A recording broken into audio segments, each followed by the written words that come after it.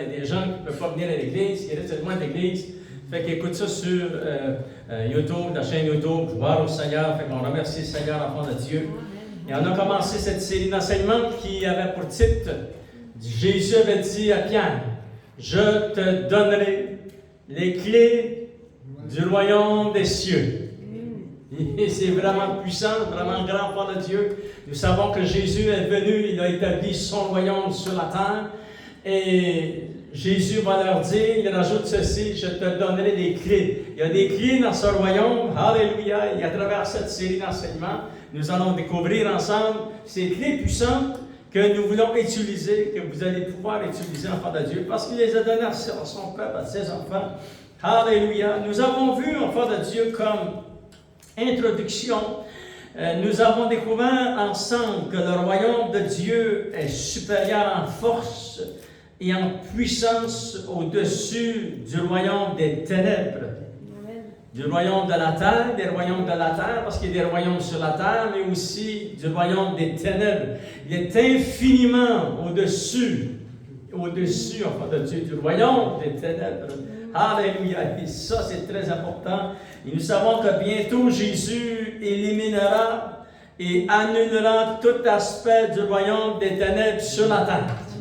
Alléluia. Il n'en restera même pas aucune trace. Comme ça dit dans l'Apocalypse, ça va dessus. Gloire au Seigneur. Le deuxième ciel sera vidé des ténèbres et le premier ciel, la terre, sera vidé aussi complètement des ténèbres. Et là, on dit merci Seigneur. Pourquoi, enfant de Dieu? C'est parce que Jésus revient pour établir son royaume sur cette terre. Cette terre lui appartient. Le royaume de Dieu a été établi par Jésus. Et ce royaume, avec ses lois et ses préceptes, a été disposé. Le Seigneur les a disposés en notre faveur. Et on va découvrir ensemble ces préceptes, ces lois, ces clés qui appartiennent au royaume de Dieu. Mais c'est très important pour nous qui sommes rendus à la fin, enfants de Dieu. Moi, je crois que nous sommes à la fin. Jésus revient bientôt. Alléluia. N'oubliez pas que bientôt, la phase finale de l'établissement du royaume physique de Dieu sur la terre commencera, enfants de Dieu, par la deuxième venue de Jésus-Christ. Gloire au Seigneur. Et comme le dit la parole de Dieu, nous l'avons vu dans l'introduction, il sera roi de toute la terre. Amen. Du nord au sud, de l'est à l'ouest.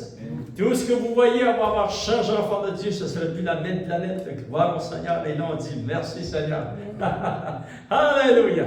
Voyez-vous, enfant de Dieu, nous allons commencer, enfant de Dieu, à regarder ces clés qui appartiennent au royaume de Dieu, que le Seigneur met à notre disponibilité. C'est à chaque chrétien, nous voulons les développer, les utiliser, parce que c'est très important si nous voulons rester attachés au Seigneur. Alléluia. Lisons, si vous voulez, ensemble dans Luc chapitre 22. Luc chapitre 22, on va lire partie du verset 24 jusqu'au verset 30 ce soir. Alléluia. Et nous allons découvrir ensemble, vous l'avez vu dans le titre, enfants de Dieu, vous êtes de ceux qui avez persévéré avec moi. Alléluia. Et ça, c'est très important, c'est très puissant, les clés du royaume de Dieu. Et nous allons parler, enfants de Dieu, ce soir, de la persévérance. Alléluia. On va lire ensemble dans Luc chapitre 22, verset 24, il est dit, « Il s'éleva aussi parmi les apôtres une contestation. » Wow! « Lequel d'entre eux devait être estimé le plus grand? » Et Jésus leur dit, « Les rois des nations les maîtrisent. » Vous savez, les rois des nations maîtrisent leur peuple.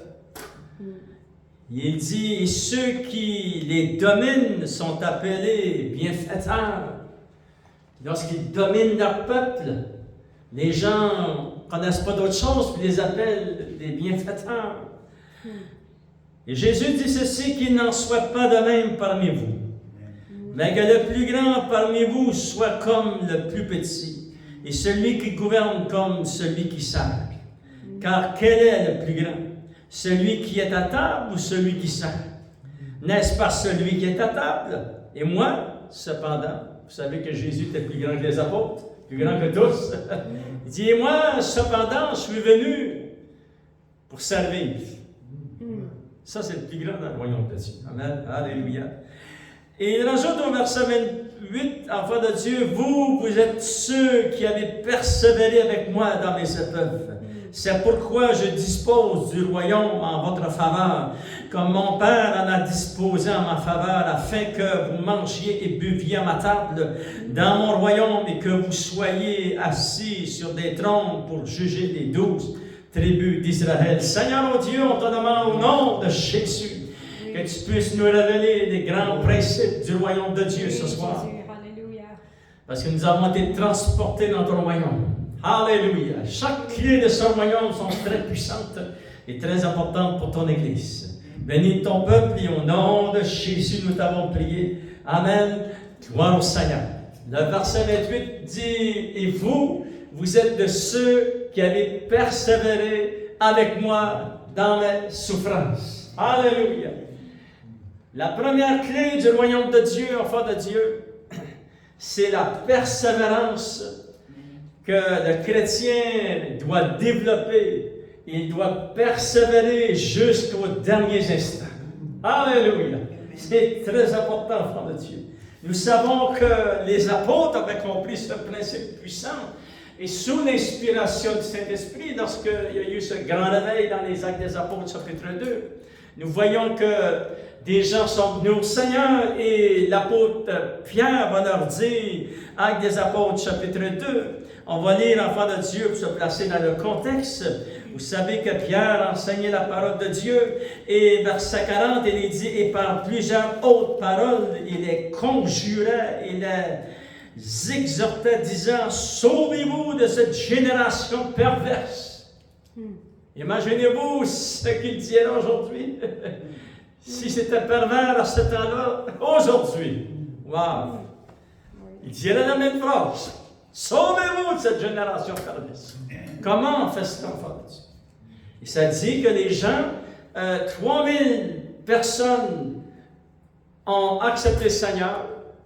Ça dit, ceux qui acceptèrent sa parole furent baptisés en ce jour-là. Le nombre des disciples s'augmenta d'environ 3000 hommes. Alléluia! Ça veut dire qu'ils ont accepté le message de l'apôtre Pierre. Et il rajoute ceci. Regardez les clés du royaume de Dieu. Les 4 clés, enfin, les 4 colonnes du royaume de Dieu sont écrites dans ce verset. Il est dit, ils persévérèrent dans l'enseignement des apôtres, dans la communion fraternelle, dans la fraction du pain et dans les prières. En faisant cela, il y a 4 colonnes dans la marche chrétienne. On veut persévérer dans l'enseignement de la parole de Dieu comme qu'on fait maintenant à chaque réunion. Lorsque nous venons, nous entendons le message de la parole de Dieu. Nous persévérons à écouter la parole de Dieu. C'est très important, ça nous nourrit, enfants de Dieu. Elle nous dirige dans le chemin de la justice, gloire au Seigneur. Deuxième colonne du christianisme, il persévérait dans la communion fraternelle. Ça veut dire qu'on doit vivre ensemble. Les chrétiens, on a besoin les uns des autres. Priez les uns pour les autres. Pardonnez-vous les uns les autres. Voyez-vous, la vie chrétienne, c'est les uns et les autres. Je ne peux pas juste faire ma vie chrétienne moi, je ne peux pas faire ça. Ça, ce n'est pas la vie chrétienne. La vie chrétienne, c'est les uns et les autres. Alléluia! Ce sont des principes du royaume de Dieu, enfin, de Dieu. Troisième chose qu'ils ont persévéré dans la fraction du pain lorsqu'ils prenaient la communion. Alléluia! Et c'est pour ça qu'on prend la communion au moins une fois par mois pour ne pas oublier qu'est-ce que Jésus a fait pour nous. Alléluia! Et quatrième chose qui est très importante, ils persévèrent dans les prières.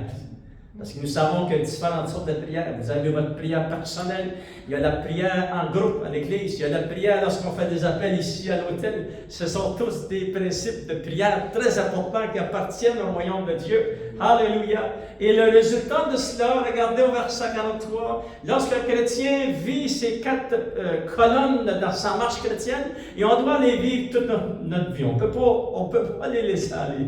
On doit persévérer dans ces 4 choses. Regardez au verset 43.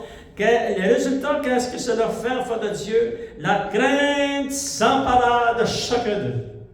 Alléluia! C'est-à-dire la crainte et le respect des choses de Dieu, le respect de Dieu, gloire au Seigneur, le respect de la parole de Dieu. Et à cause que la crainte et le respect des choses de Dieu étaient dans le cœur des chrétiens, le Seigneur, enfant de Dieu, lui, manifestait sa puissance et il se faisait beaucoup de prodiges et de miracles par les apôtres. Fait que le Seigneur récompensait l'Église. Alléluia! Lorsque l'Église priait, Dieu intervenait puissamment. Mais vous voyez, enfants de Dieu, c'est très important. Alléluia! La première clé du royaume de Dieu, c'est la persévérance. Il y a deux aspects de la persévérance. Il y a la persévérance en tant que corps de Christ. Tous les chrétiens ensemble. Alléluia! Puis aussi, le deuxième aspect, il y a la persévérance personnelle. Le chrétien doit persévérer personnellement dans le Seigneur. Alléluia! Tous ensemble, mais aussi dans le Seigneur. C'est très important, enfant de Dieu. La persévérance personnelle, comme enfant de Dieu, c'est-à-dire ma priorité personnelle, c'est de servir et de persévérer. Et d'aller jusqu'à la fin. Parce que nous avons une marche à marcher avec le Seigneur, mais nous avons commencé la marche et on veut terminer la marche. Amen. Alléluia. C'est très important, enfant de Dieu. Ce principe, enfant de Dieu, lorsque vous allez persévérer, et les clés du royaume de Dieu, ceci est la première clé du royaume. Et chacun de nous, nous pouvons l'utiliser. Nous devons l'utiliser, c'est la persévérance dans notre marche avec le Seigneur. Et en faisant cela, tu vas éteindre les flèches enflammées que Satan envoie contre toi. L'ennemi envoie des flèches contre moi, puis il envoie des flèches contre toi aussi. Mais c'est ta persévérance et ta foi dans la parole de Dieu va te permettre que ces flèches-là soient annulées. Ça va. C'est puissant, enfant de Dieu. C'est toi, c'est toi, c'est toi. Ça implique toi. Ça implique ta marche. Ça implique toi personnellement. Tu veux persévérer. Alléluia. Et dans le Seigneur, garder ton cœur dans le Seigneur, garder les choses de Dieu dans ta vie. Et c'est très important, enfant de Dieu. Cela va te permettre, lorsque l'ennemi va venir pour attaquer, tu vas pouvoir, enfant de Dieu, annuler ses plans de l'ennemi. Alléluia, parce que le Seigneur est avec toi. Quelqu'un qui ne persévère pas, on a vu beaucoup de cela. Mais on a vu des persévérants aussi. On a vu des persévérants jusqu'au dernier souffle. Alléluia. Gloire au Seigneur. Enfant de Dieu, il y a l'ennemi qui peut nous attaquer, mais nous avons la puissance d'annuler ses ruses, ses trappes et ses pièges. Alléluia. Et aussi, il y a le vieil homme.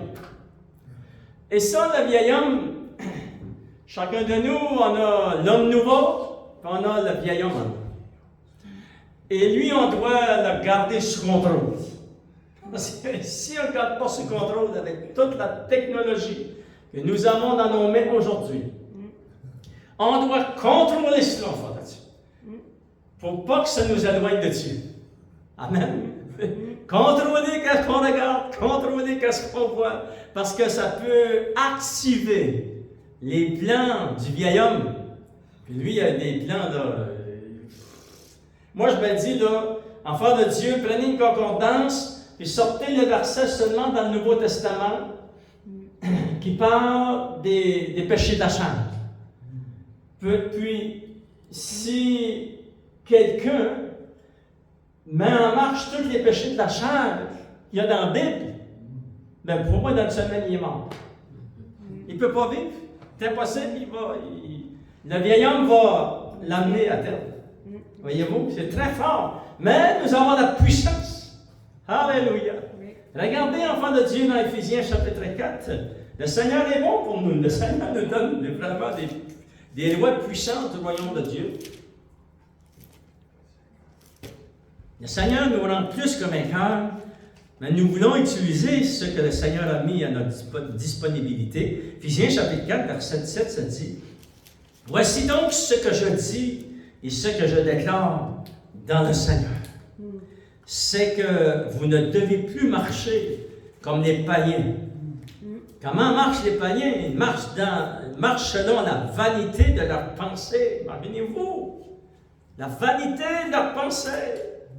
Et puis, il y a tellement de vanité, tellement de vanité aujourd'hui qu'on regarde juste quelque chose. Oh! Ça nous éclate devant nos yeux, la vanité des pensées des païens. Il se dit, enfants de Dieu, ils ont l'intelligence obscurcie, ils sont étrangers à la vie de Dieu. À cause de l'ignorance qui est en eux, à cause de l'endurcissement de leur cœur. Ils ont perdu tout sentiment. Ils se sont livrés à la dissolution pour commettre toute espèce d'impureté jointe à la cupidité. Mais vous, ce n'est pas ici que vous avez appris Christ. Si du moins vous l'avez entendu ici conformément à la vérité qui est en Jésus, c'est en lui que vous avez été instruits à vous dépouiller. Alléluia! Comment, enfants de Dieu, se dépouiller de ces choses du vieil homme? Regardez, on continue à aller, eux égarent à votre vie passée, du vieil homme qui se corrompt par les convoitises trompeuses, à être renouvelé dans l'esprit de notre intelligence et à revêtir l'homme nouveau. Alléluia! Et ça, c'est chacun de nous qu'on fait cela. On doit faire cela à chaque jour. On doit être passionné. Alléluia. Je veux revêtir l'homme nouveau, ressembler de plus en plus au Seigneur. Alléluia. Éloignez de moi toutes les tentations qui peuvent venir, enfants de Dieu. Les mettre de côté. Alléluia. Et garder notre vision pour marcher avec le Seigneur. C'est ça qu'il n'a pas dit. Je ne regarde pas en arrière. Je garde mes yeux fixés sur le Seigneur. Alléluia. Et je tâche de le saisir comme lui-même m'a saisi, il est dit dans la parole de Dieu. Et à revêtir l'homme nouveau, créé selon Dieu, dans une justice et une sainteté que produit la vérité. Écoutez bien, vous avez une grande révélation ici. Comment revêtir l'homme nouveau? Lisez la parole de Dieu. Prenez du temps avec votre Père Céleste. Aimez les saintes Écritures. Lisez-la chaque jour. Méditez, enfants de Dieu. Ça va vous garder dans le Seigneur. Alléluia. Vous allez persévérer à grandir et à marcher dans le Seigneur. Et vous allez utiliser cette clé du royaume de Dieu. Que Jésus avait dit, il dit à ses disciples, je vous donne cette clé du royaume. Alléluia. Qui est la persévérance dans les choses du royaume de Dieu. La loi de la persévérance, enfants de Dieu, ce n'est pas automatique. Ça veut dire que nous devons y travailler. Amen. Pour achever la course, ça prend de la persistance et une persistance continuelle et qui vous amène à prévoir des tempêtes et des difficultés, des tentations. La persévérance et la persistance continuelle. Alléluia. C'est vraiment ça la vie chrétienne. Vous savez, le synonyme du mot persévérance veut aussi dire l'acharnement. Quelqu'un qui est assidu, quelqu'un qui est constant, quelqu'un qui est courageux, quelqu'un qui est ferme dans les décisions qu'il a prises envers le Seigneur, quelqu'un qui est fidèle, quelqu'un qui est patient. Alléluia. Sa volonté est en accord avec la volonté de Dieu. Il est tenace devant les épreuves. Amen. Ça fait toute partie de la persévérance. Et le Seigneur l'avait dit. Je vous donne les 7 clés du royaume de Dieu. Gloire au Seigneur. Alléluia. Regardons, enfants de Dieu, l'exemple de l'apôtre Paul. Pour quelques instants, dans Actes des Apôtres, chapitre 9, nous voyons le jour où il a accepté le Seigneur. Et nous savons que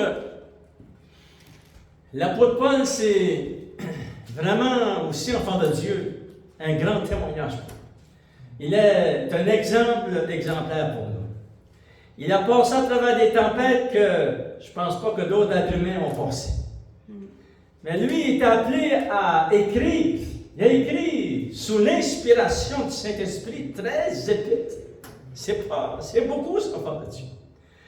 13 épîtres du Nouveau Testament, c'est beaucoup. Fait qu'il était appelé à avoir cette relation avec Dieu, aussi avec le Saint-Esprit, pour être inspiré, pour écrire la parole de Dieu que nous utilisons 2000 ans plus tard. Wow! C'est merveilleux, enfant de Dieu. Et lorsqu'il monte sur le chemin qui va le diriger vers Damas avec des lettres d'autorisation pour détruire les églises, arrêter les chrétiens, les mettre en prison, les femmes, les hommes et puis les enfants, il dit dans Actes des Apôtres, chapitre 9, verset 3, « Comme il était en chemin et qu'il approchait de Damas, tout à coup une lumière venant du ciel resplendit autour de lui. Et la présence de Dieu, il tomba par terre. Alléluia. Et là, il s'est posé la question. Ça dit, il tomba par terre, il a entendu une voix qui lui disait, à travers cette lumière glorieuse qu'il avait vue au front de Dieu, une voix est sortie de cette lumière, nous savons que c'était Jésus. Il dit, Saul, Saul, pourquoi me persécutes-tu? Il répondit, qui es-tu, Seigneur? Et le Seigneur lui dit, je suis Jésus que tu persécutes. Il te sera dur, mon ami, de regimber contre les égayons. Tremblant et saisi d'effroi, il dit, Seigneur, que veux-tu que je fasse? Waouh! Allez, voyez-vous, on voit même dans ses paroles que déjà son cœur est touché parce que il aurait pu dire, je rejette cette voix. Non, il a dit, que veux-tu que je fasse, Seigneur? Et le Seigneur va lui donner des directives. On va te conduire jusqu'à Damas. Il est devenu aveugle, ça dit dans la parole de Dieu. Et regardez, enfant de Dieu, au verset 9, lorsqu'il était arrivé à cet endroit, il resta 3 jours sans voir. Il ne mangea et il ne but. Et là, enfant de Dieu, au verset 10, il y avait à Damas un disciple nommé Ananias, et le Seigneur, dans une vision, va lui parler. Lève-toi, va dans cette maison, dans cette rue, et tu vas rencontrer Saul de Tarse. Je veux que tu lui imposes les mains, parce qu'il est devenu mon serviteur. Alléluia. Amen. Alléluia. Verset 17, enfant de Dieu, regardez. Ananias sortit, lorsqu'il fut arrivé dans la maison, il imposa les mains à Saul en disant, Saul, mon frère, le Seigneur Jésus qui t'est apparu sur le chemin par lequel tu venais, m'a envoyé pour que tu recouvres la vue, que tu sois rempli du Saint-Esprit. Et au même instant, il tomba de ses yeux comme des écailles, et il recouvra la vue, et se leva et fut baptisé. Et après qu'il eut pris de la nourriture et les forces du réveil, et nous savons qu'il va enseigner la parole de Dieu. Alléluia. Mais regardez au verset 15, enfants de Dieu. Le Seigneur va dire ceci juste avant qu'il rencontre Saul de Tarse. Il va dire ceci à Ananias, mais le Seigneur lui dit, va, car cet homme est un instrument que j'ai choisi pour porter mon nom devant les nations, devant les rois et devant les fils d'Israël. Et je lui montrerai tout ce qu'il doit souffrir pour mon nom. Et sa vie chrétienne commence. C'était vraiment une vie, c'était spécial. Chacun de nous avons des vies chrétiennes très importantes, enfants de Dieu. Lui, c'était sa situation, mais chacun de nos vies sont très importantes. Et Marshall devait persévérer avec le Seigneur. Et sa vie n'a pas été difficile, n'a pas été facile. Il a rencontré toutes sortes de tempêtes. Si vous voulez, on va en lire juste un peu, enfant de Dieu, dans 2 Corinthiens, chapitre 11. Regardez au verset 23 jusqu'au verset 28, comment il a vécu les tempêtes. Et là, vous savez ici que 2 Corinthiens, chapitre 11, chapitre 10, chapitre 11, l'apôtre Paul est obligé de défendre son ministère parce qu'il y avait des gens qui étaient dans les églises aussi, même à cette époque, qui disaient que l'apôtre Paul n'était pas appelé de Dieu. On en rencontre partout de cela. Il y en a même partout dans nos villes. Il y en a partout au Canada, dans tous les pays du monde, des gens qui pensent qu'on n'est pas été appelé de Dieu. Et l'apôtre Paul va répondre à leur question. Regardez qu'est-ce qu'il va dire. Regardez, il dit dans 2 Corinthiens chapitre 11, verset 23, il dit ceci. Sont-ils ministres de Christ? Je parle en homme qui extravague. Et là, pour défendre son ministère, son appel, il va dire, je le suis plus encore. Comment? Par les travaux, bien plus par les coups, bien plus par les emprisonnements, bien plus souvent en danger de mort. 5 fois j'ai reçu des Juifs 40 coups moins 1. 3 fois j'ai été battu de verge. 1 fois j'ai été lapidé. 3 fois j'ai été naufragé. J'ai passé un jour et une nuit dans l'abîme. Mais il a persévéré. Amen, il aurait pu se décourager souvent. Ça dit, fréquemment en voyage, j'ai été en péril sur les fleuves, en péril de la part des brigands, en péril de la part de ceux de ma nation, en péril de la part des païens, en péril dans les villes, en péril dans les déserts, en péril sur la mer, en péril parmi les faux frères. J'ai été dans le travail, dans la peine, exposé de nombreuses veilles, à la faim, à la soif, à des jeûnes multipliés, au froid et à la nudité. Et sans parler d'autre chose, je suis assiégé chaque jour par les soucis que me donne toute l'Église. Il n'allait plus se décourager. Mais vous savez, il était un persévérant lui aussi. Alléluia. Si on prend l'exemple de Jésus, Jésus aussi, il était persévérant. Il avait un appel. Lorsqu'il est sorti de la gloire, de devant le trône de la gloire, et qu'il vient à travers pour être transporté dans Sainte-Marie, juste sauf de l'épreuve. Et 1 mois plus tard, elle a affronté dans ce monde terrible. Ce monde rempli de violence, de péché, etc., enfant de Dieu. Le Fils de Dieu a vu notre monde. Lui aussi, enfant de Dieu, a persévéré. Et lorsque nous voyons dans les évangiles, lorsque Jésus va dire à ses disciples, à ses apôtres, il va leur dire, on monte à Jérusalem. Et ça dit qu'il prit une décision finale de se rendre à Jérusalem. Ça veut dire qu'il aurait pu changer d'idée. Mais ça dit dans Luc chapitre 9, enfant de Dieu, il va prendre sa décision, une résolution finale de se rendre jusqu'à Golgotha. Alléluia! Et à cause de sa persévérance, nous avons été sauvés. Gloire au Seigneur. Le Seigneur est bon, enfant de Dieu. L'apôtre Paul aussi, enfant de Dieu, a vécu des choses qui auraient pu vraiment le décourager, mais il a persévéré dans sa vie personnelle, dans son apôtre comme apôtre. Alléluia! Pour le nom de Jésus, pour l'avancement du royaume de Dieu. J'aimerais vous donner un secret. Vous êtes dans l'église du Seigneur Jésus. Les églises, tous ceux qui sont nés de nouveau, qui sont dans la vraie église du Seigneur, toutes ces églises sont dans le royaume de Dieu. Parce qu'il y a une différence entre l'église et le royaume de Dieu. Le royaume de Dieu, enfant de Dieu, enfanté toutes ces églises. Alléluia! Et tous ceux qui sont nés de nouveau, le Saint-Esprit nous a tous amenés à la repentance et à la conversion.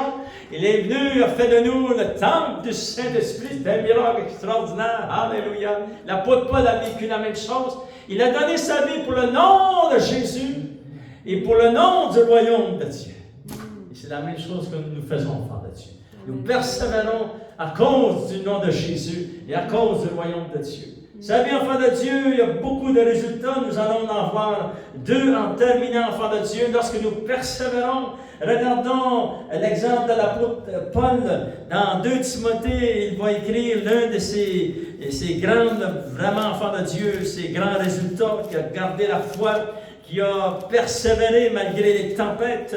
Alléluia. 2 Timothée chapitre 4, il dit au verset 6. Il dit, car pour moi, je sers déjà de libation et le moment de mon départ approche. Il savait qu'il allait être mis à mort. Il savait qu'il n'en restait pas longtemps, mais il savait aussi où il s'en allait. Alléluia! Il savait qu'il rentrait dans le royaume de Dieu, dans le royaume céleste. Et il dit ceci, j'ai combattu le bon combat. Parce que on doit combattre. Il n'y a rien qu'un bon combat. Parce qu'il y a beaucoup qui combattent, mais ce n'est pas des bons combats. On doit combattre le bon combat Comment s'appelle ce combat, enfant de Dieu? J'ai combattu le bon combat, j'ai achevé la course et j'ai gardé la foi. Alléluia. Et désormais, la couronne de justice m'est réservée. Le Seigneur, le juste juge, me la donnera dans ce jour-là. Et non seulement à moi, mais encore à tous ceux qui auront aimé son avènement. Alléluia. Regardez, enfants de Dieu, si vous lisez au verset 9, verset 10, verset 11, verset 12, regardons au verset 13, ça dit, quand tu viendras, parlant à un de ses serviteurs qui servait dans le royaume de Dieu avec lui, apporte le manteau que j'ai laissé à Troas chez Carpus et les livres, surtout les parchemins. La parole de Dieu. Amène-moi la parole de Dieu. Amen. Regardez au verset 14. Il dit, Alexandre, le forgeron m'a fait beaucoup de mal. Mais le Seigneur va prendre soin de lui. Vous savez, il y a des gens, des fois, qui nous font du mal. Le Seigneur va prendre soin d'eux autres. Le Seigneur lui rendra selon ses œuvres.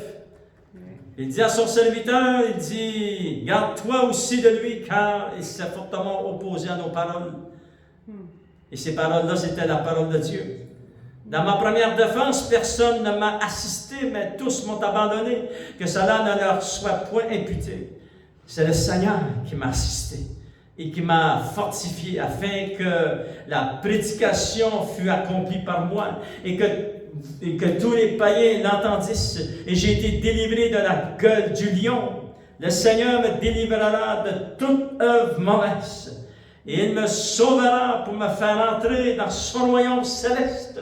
À lui soit la gloire au siècle des siècles. Et le peuple de Dieu dit Amen. Alléluia. L'apôtre Paul était un homme qui a persévéré. Et en persévérant, il a gardé la foi. Il a combattu le bon combat. Ce sont des résultats très importants, enfants de Dieu. Ce sont des résultats que nous aussi, nous allons avoir dans notre marche chrétienne. Et désormais, la couronne de justice nous sera réservée. Alléluia. Et c'est le Seigneur, le juste juge, nous la donnera dans ce temps, enfant de Dieu. En terminant, j'aimerais vous montrer un verset dans l'Ancien Testament. Lorsque vous persévérez, ça fait quelque chose en vous. Isaïe, enfant de Dieu, en terminant dans Isaïe chapitre 40, Alléluia, peut-être un verset que vous avez lu à différents moments dans votre marche chrétienne. Mais on va le relire ensemble, Isaïe chapitre 40, verset 29. Regardez un autre résultat, qu'est-ce que la persévérance va faire. Fais ici au niveau émotionnel, au niveau du système de pensée, au niveau de ton cœur. Ça dit, enfant de Dieu, il donne la force. Regardez les mots. Il donne la force à celui qui est fatigué et il augmente la vigueur à celui qui tombe en défaillance. Les adolescents se fatiguent et se lassent et les jeunes hommes chancellent, mais ceux qui se confient en l'Éternel renouvellent leur force. La persévérance va t'amener à renouveler tes forces. Je ne parle pas des forces de lever des pesées, pas de Dieu. Je parle des forces morales, des forces émotionnelles et des forces dans nos pensées. Alléluia. C'est la persévérance qui amène cela, enfant de Dieu. Le Seigneur va vous donner la force, alléluia, de continuer à marcher avec persévérance. Gloire au Seigneur. Utilisez, enfant de Dieu, la clé du royaume de Dieu, qui est la persévérance. Jésus l'avait dit, je dispose du royaume de Dieu en votre faveur. Alléluia, parce que vous êtes ceux qui avez persévéré avec moi dans mes épreuves. Lèvons-nous soutenons ensemble, enfant de Dieu. Donnez-moi bien l'applaudissement, Seigneur, ce soir. Alléluia. Seigneur, nous te remercions de tout notre cœur, Seigneur, oh Dieu, tu es notre modèle suprême. Seigneur, toi aussi, tu as persévéré, tu étais jusqu'à la croix de Golgotha. Alléluia. Et à cause de cette persévérance, un jour tu es venu, Seigneur. Et tu es entré dans notre cœur. Et tu as fait de nous tes enfants, Seigneur. Parce que tu as persévéré, tu as été jusqu'au bout, Seigneur. Tu étais le sacrifice. Et tu étais le sacrifice, Seigneur. Alléluia. On te donne toute l'honneur, la gloire et la puissance. Et merci de ces clés du royaume de Dieu. Nous voulons l'utiliser, Seigneur, oh Dieu, afin d'être fortifiés dans notre marche. Oui, dans notre cœur, dans notre système émotif, Seigneur, oh Dieu, dans notre système de pensée. Seigneur, rien d'autre peut nous fortifier comme ta main peut le faire, Seigneur, oh Dieu. Alléluia, je te demande de bénir ton peuple. Et entend le message, la parole de Dieu, nous voulons surtout le mettre en pratique. Et au nom de Jésus, nous t'avons prié. Et tout le peuple de Dieu dit, enfant de Dieu, Amen.